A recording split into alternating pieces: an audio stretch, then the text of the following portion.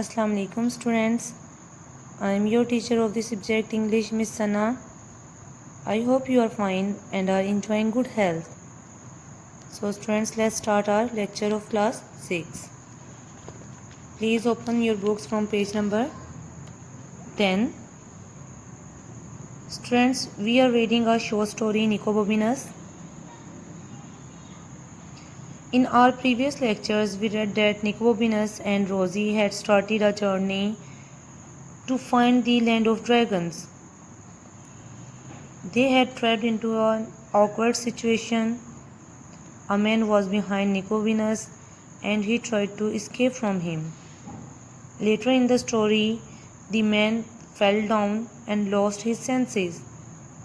And Nico Bobinus was really worried about him. Students, from here now we will start our lecture. I must get help, said Nico Bobinus to himself, and he began groping around in the blackness to find another way out. When he found it, however, his heart sank. The only exit appeared to be a narrow gap down by the floor, no more than a foot high. और students, इस लम्हे निको बॉबिनस सोचता है कि उसको लाजमी help की ज़रूरत है और ग्रोपिंग मीन्स होता है फीलिंग, और निको बॉबिनस उस नैरो पैसेज में, डार्क नैरो पैसेज में अपना वे फाइंड करने की ट्राई करता है। और इस ट्राई में जब वो सक्सेसफुल होता है तो उसका दिल बिल्कुल नाउमीदी से डूब जाता है।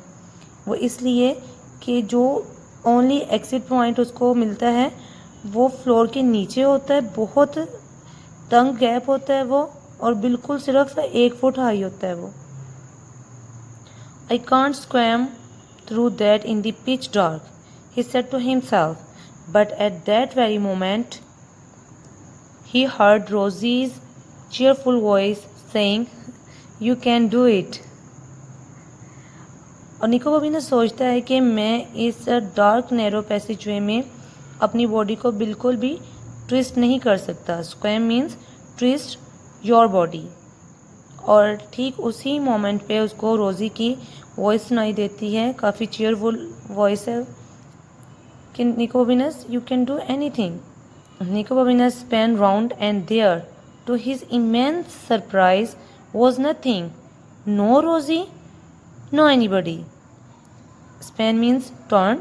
निको बॉबिनस अब टर्न लेता है, लेकिन वहाँ पर निको बॉबिनस के बहुत ज़्यादा शॉकिंग होता है ये निको बॉबिनस के लिए। इमेंस मीन्स होता है वेरी मच। तो निको बॉबिनस के लिए ये बात बहुत शॉकिंग होती है कि वहाँ पे कोई नहीं था, ना कोई रोज़ी थी और ना ही कोई और था। But I don't know if it leads anywhere, he said to the voice in his head, and it's such a tight squeeze, I might get stuck. Voice in his head means his thoughts and squeeze means narrow. और उसी लम्हे निको बॉबिनस सोचता है कि अगर ये passage कहीं भी ना जाता हुआ तो मैं इस डार्क पैसेज में फंस सकता हूँ। He didn't hear Rosie's voice again, but he knew what it would have said, and that was how he found himself wriggling down a narrow passage of stone in the pitch black. He squirmed and he wriggled there in the black for a long time, and the tunnel got narrower until he could hardly inch along it.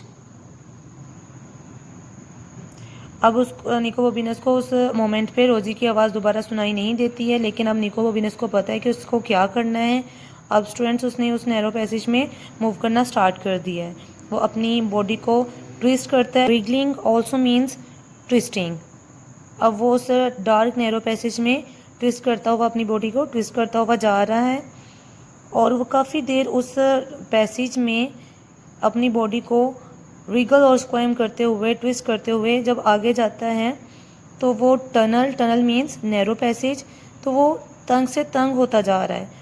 Even कि वो इतना तंग हो जाता है कि निको बॉबिनस के अराउंड हार्डली एक इंच की जगह बच जाती है। I am going back, he said to himself, but he didn't. He just kept wriggling and squirming until suddenly he found he could stand up. He took a pace forward and immediately fell over stone steps leading up. अब इस moment पे निको बॉबी ने सोचता है कि मैं वापस चला जाता हूँ, लेकिन अब स्टूडेंट्स वो वापस टर्न नहीं ले सकता, तो वो अपनी बॉडी को ट्विस्ट करता रहता है और सडनली निको बॉबीनस को फील होता है कि वो खड़ा हो सकता है. पेस मीन्स स्टेप, और जैसे वो एक कदम आगे बढ़ता है तो वो फ़ौरन से पहले स्टोन स्टेप्स के ऊपर गिरता है और उनको चढ़ना शुरू कर देता है. Oh, he said, although what he really meant was thank goodness. He began to climb and he was still climbing some minutes later. Now Nico Bobinus is happy and he says thanks to Allah, और वो उन stairs पर climb करना start कर देता है. It must be a tower, he thought, or the grandest house in Venice. But at that very moment, he saw a crack of light.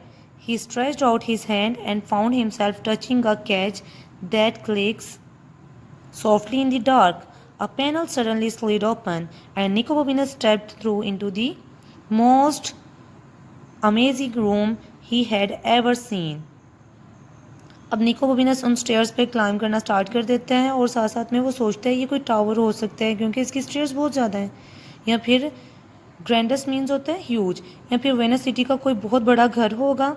लेकिन उसी ही मोमेंट पे उसको एक फ्लैश ऑफ लाइट उसके फेस पे स्ट्राइक करता है और निको बॉबिनस अपना हैंड जो है वो थोड़ा सा आगे बढ़ाकर देखता है. स्ट्रेच मीन होता है स्प्रेड.